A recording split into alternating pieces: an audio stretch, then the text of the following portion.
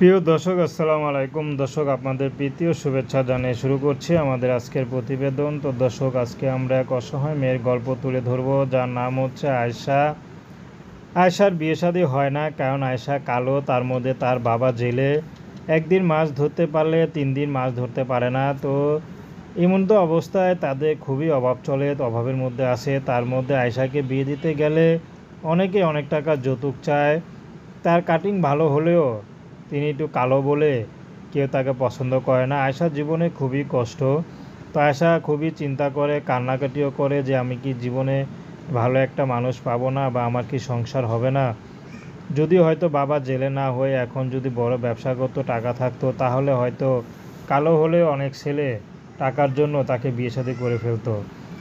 তো আয়েশা এখন ইউটিউবে এসেছেন শেষ ভরসা নিয়ে, যদি ভালো একটা জীবনসঙ্গী পেয়ে যায়, সে যেমনই হোক আয়েশা বিয়ে শাদী করতে রাজি আছে। আয়েশার ব্যক্তিগত কোনো পছন্দ নেই। আয়েশাকে যে ভালোবেসে আপন করে নিতে পারবে, আয়েশা তাকেই বিয়ে করবে। আয়েশা গ্রামের এক সহজ সরল মেয়ে।